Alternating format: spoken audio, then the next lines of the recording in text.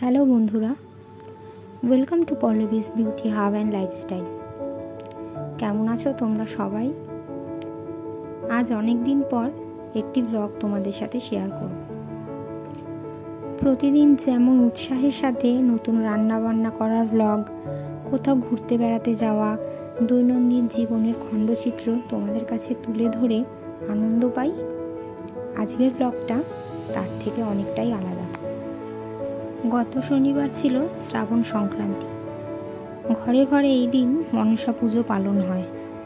প্রতিবারের মতো এই বছরও আমার মামাবাড়িতে মা মনসার পুজো অনুষ্ঠিত হয়েছে। দিন তিনেক ধরে চলে পুজোর কাজ। তার আগে নানাবিধ আয়োজন আমরা বাড়ির লোকেরা নিজের হাতে করি। পুজোর নানা রকম আচার অনুষ্ঠান, পুজো উপলক্ষে আত্মীয় স্বজনদের সবার একসঙ্গে হওয়া, যজ্ঞিবাড়ির আয়োজন।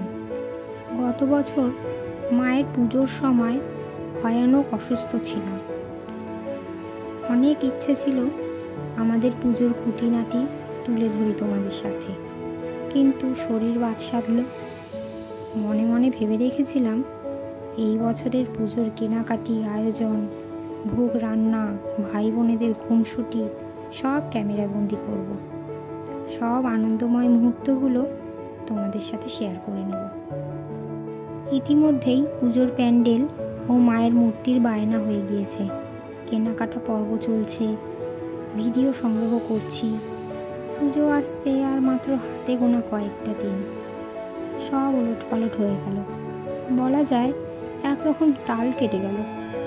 মায়ের পুজো হলো, কিন্তু ঘরে ঘরে মায়েদের মুখের হাসি মিলিয়ে গেল। ফোন ভর্তি ভিডিও ডিলিট করে দিলাম। শরীর মন অবসন্ন, পুজোর কাজে মন বসে না।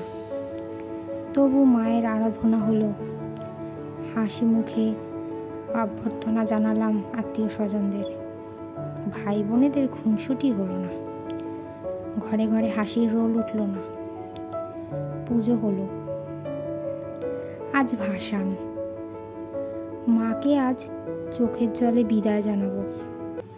মা মাসিদের চোখে জল, দিদা কাঁদছে। মাটির প্রতিমা, তার জন্য কত মমতা, কত মায়া। বছর ঘুরে আবার আসবে, আবার আমাদের ঘর ভরে উঠবে, হাসি কলরবে। তাও বিসর্জনের নামেই বুকের ভেতরটা মোচড় দেয়। ডুকরে কেঁদে উঠতে ইচ্ছে করে। সত্যি মাটির প্রতিমার প্রতি কত মায়া। আজ শেষবেলায় মায়ের কাছে প্রার্থনা করি, মানুষের মনের বিষ হরণ করুক মা, মনুষ্যত্বের আশীর্বাদ দিক।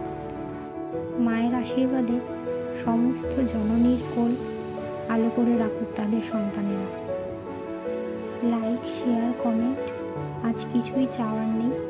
সকলে ভালো থাকবেন, সুস্থ থাকবেন আর সচেতন থাকবেন। মঙ্গলময়ী মায়ের কৃপায় আপনাদের সকলের জীবন সুখ, সমৃদ্ধি ও আনন্দে ভরে উঠুক। ধৈর্য সহকারে সম্পূর্ণ ভিডিওটি দেখার জন্য অশেষ ধন্যবাদ।